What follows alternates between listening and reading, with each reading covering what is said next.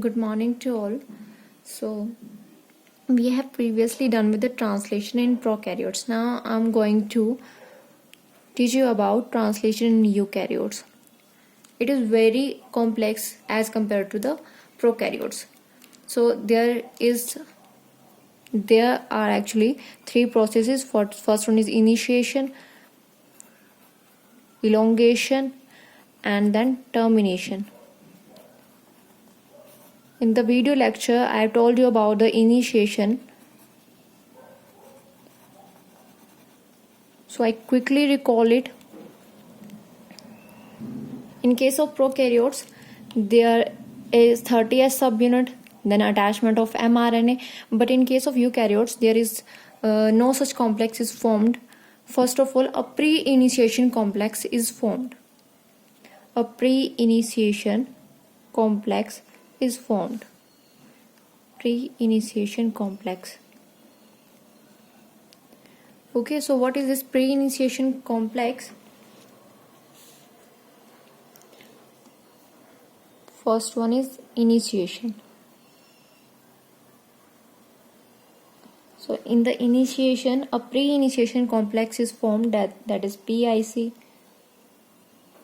कुछ series of events हो रहे हैं यहाँ पर. I write it down. So first of all, pre-initiation complex, then attachment of mRNA.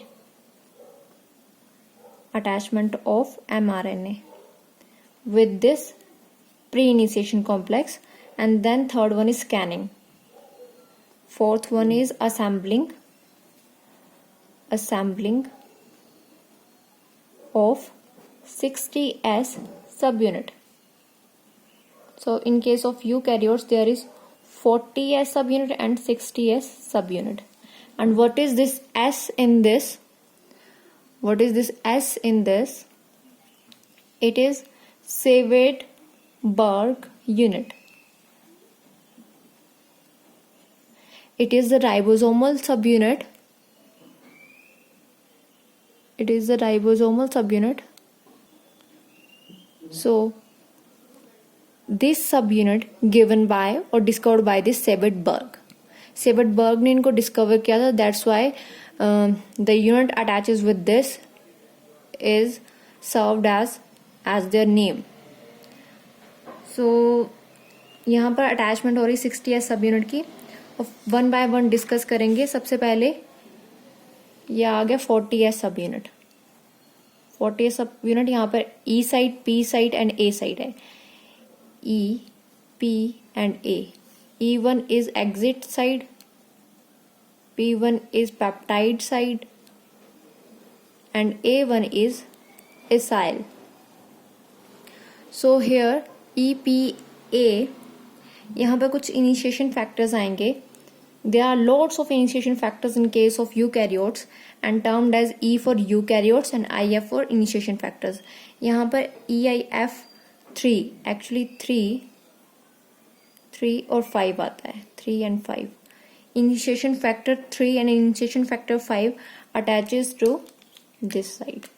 For example, this one is IF3 and this one is IF5. Okay, 3 and this one is 5. So यहाँ पे attach हो जाते हैं, bind हो जाते हैं इस जगह से, ताकि जो tRNA है it directly gets binds to this side. अब नेक्स्ट स्टेप में क्या होगा? tRNA बाइंड करेगा.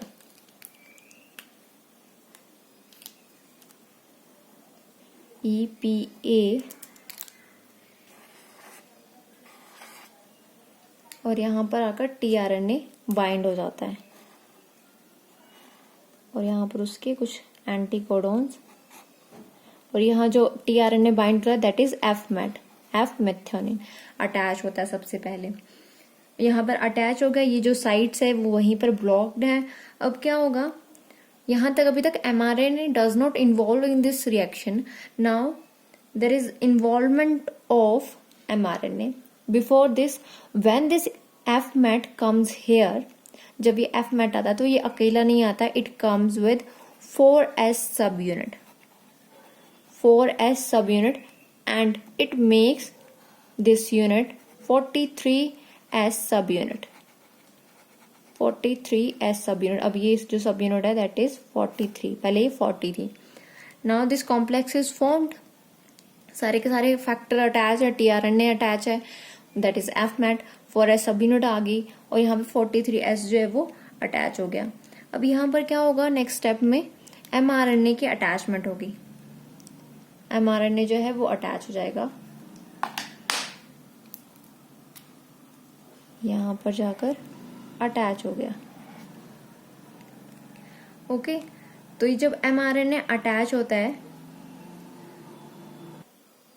तो यहाँ पर अभी तक ट्रांसलेशन शुरू नहीं हुई है। Why? Because scanning, now this process scanning occurs. यहाँ पे कुछ स्टार्ट कोडॉन्स होते हैं, कुछ स्टॉप कोडॉन्स होते हैं।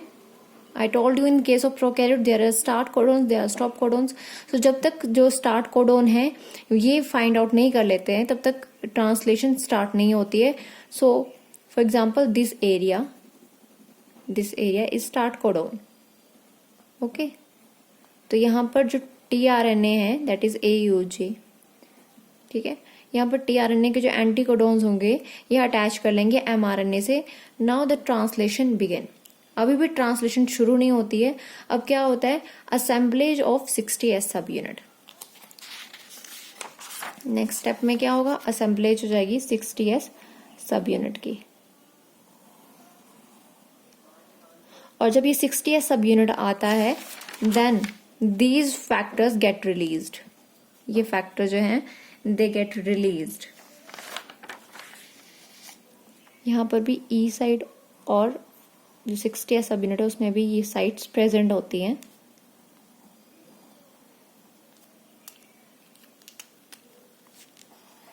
This is mRNA and fmat attaches itself।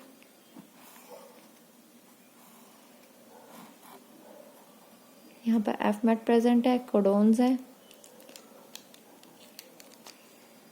अब क्या होगा, 60s सब यूनिट आ गई, 40s सब यूनिट प्रेजेंट है, लार्ज सब यूनिट। अब इलोंगेशन स्टार्ट होगी।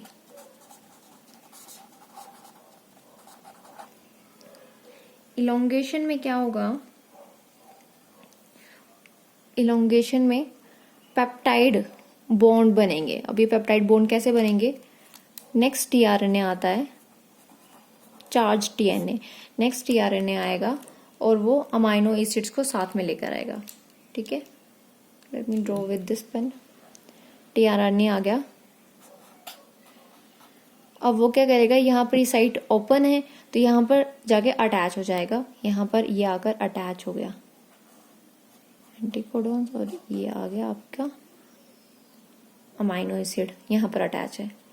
अब यहाँ पर जो EIF इनिशिएशन फैक्टर 5F जो कि एक GTPase प्रोटीन है, वो क्या करता है, वो एनर्जी रिलीज करता है ताकि ये जो फॉर्मेशन है पेप्टाइड बॉन्ड की वो हो जाए। ठीक है, तो यहाँ पर जाकर ये पहले तो इसको क्लीव करेगा, यहाँ से जो अमाइनो एसिड है वो यहाँ पर अटैच हो जाएगी, ये यहाँ पर अटैच होगी। ठीक है, let me draw the other diagram.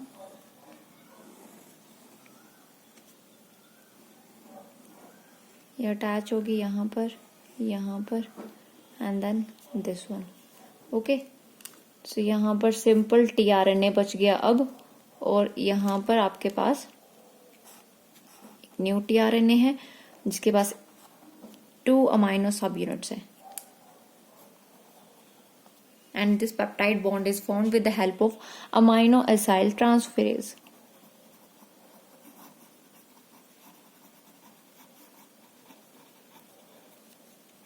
Okay, so ये बॉन्ड बच गया। अब यहाँ पे ये अनचार्ज टीआरएनए रह जाता है।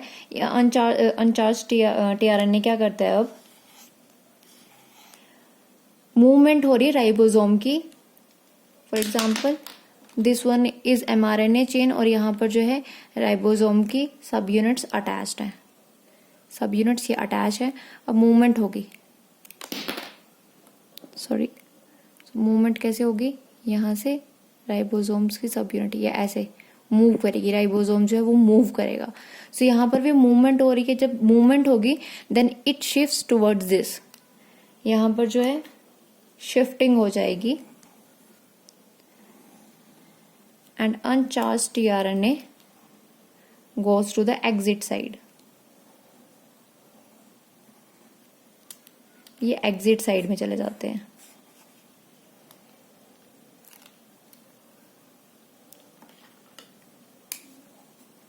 ओके, तो ये tRNA यहाँ पे शिफ्ट कर लेता है, यहाँ पर आ जाता है और ये वाला यहाँ पर शिफ्ट कर लेता है.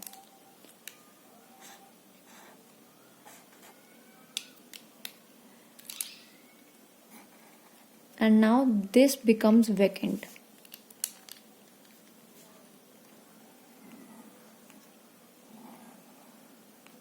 यहाँ पर ये साइड वेकेंट हो जाती है.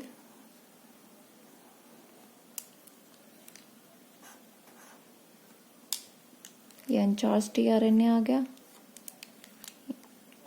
यहाँ पर पेप्टाइड बॉन्ड बन गया, एसाइल जो बॉन्ड है वो फ्री है. यहाँ से फिर से tRNA आएगा, जैसे इस प्रोसेस में आया था tRNA यहाँ पर आया था, इसे यहाँ से अटैच हो जाता है.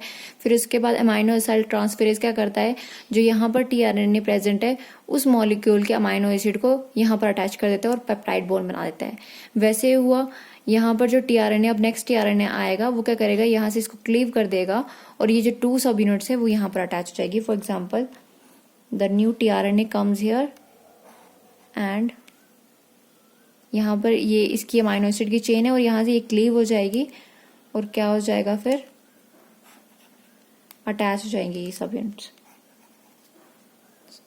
Okay, so you see that this process is same as in case of prokaryotes. What is the difference between in this step elongation? यहाँ पर क्या होगा, यहाँ पर एक ट्रांसलोकेशन हो रही है. इलोंगेशन के केस में ट्रांसलोकेशन हो रही है. अब ये ट्रांसलोकेशन क्या हो रही है, ट्रांसलोकेशन क्या है, यहाँ पर 2 सब यूनिट्स ऑफ राइबोसोम है. ठीक है, वो क्या कर रही है, पेप्टाइड चेन बना रही है. यहाँ पे पेप्टाइड चेन बन रही है. अब ये पेप्टाइड चेन क्या करती है, in case of eukaryotes it has to send the protein to the compartment cells. There are various compartments in eukaryotic cells. Multicellular है तो बहुत सारे सेल्स प्रेजेंट है, तो हर एक सेल्स में जो है प्रोटीन जो पहुंचानी, इसको तो इतना सारा काम है. टू रिड्यूस दिस वर्क यहाँ पर क्या होता है, endoplasmic reticulum.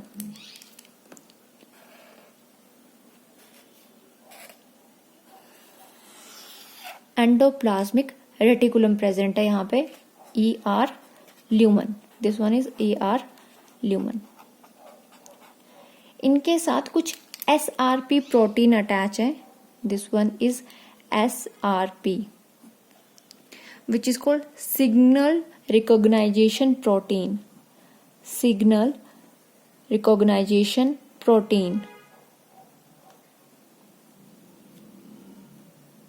Okay, so this protein is close to this ER endoplasmic reticulum, और वो क्या करती है, इनको सिग्नल देती है. जब पेप्टाइड बॉन्ड फॉर्म हो रहा है अराउंड 10, 20 और 25 पेप्टाइड बॉन्ड जो बन जाएंगे, अमाइनो एसिड जो वो लिंक हो जाएंगी, then this signal is send to this one, this ribosome.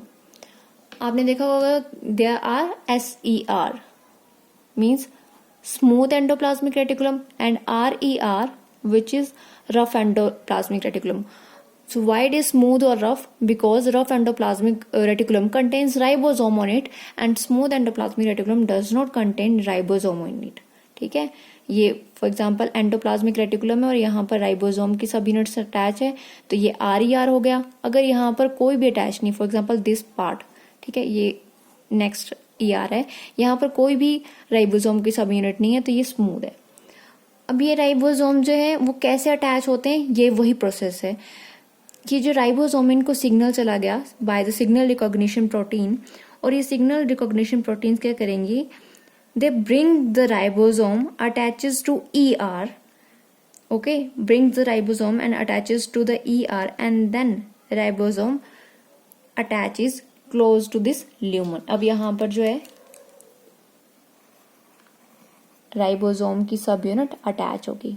Okay, बहुत सारे राइबोसोम्स हैं जो कि प्रोटीन की सिंथेसिस करने में हेल्प कर रहे हैं. So they attaches to this endoplasmic reticulum close to this lumen.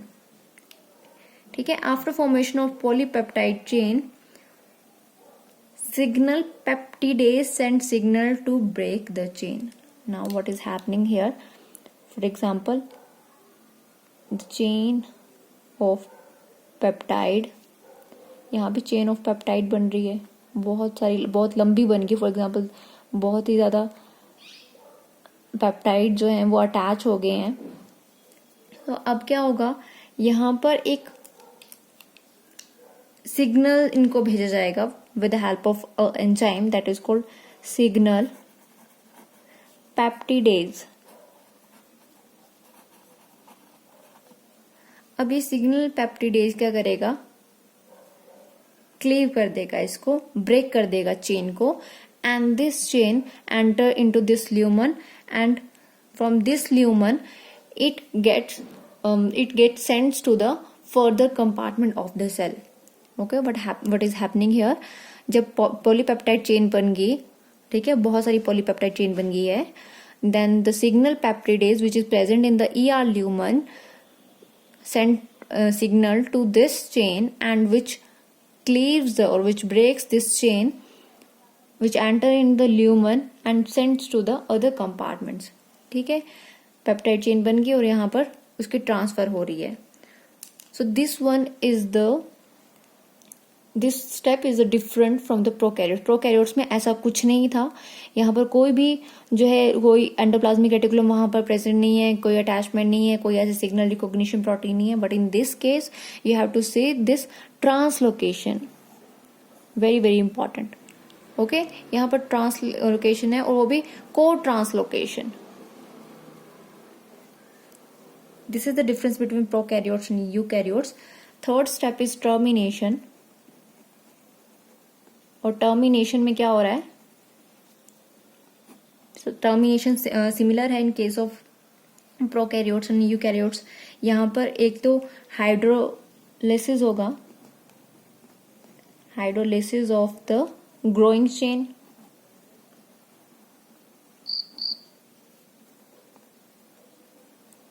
और second one recycling of ribosome और जो भी फैक्टर प्रेजेंट है.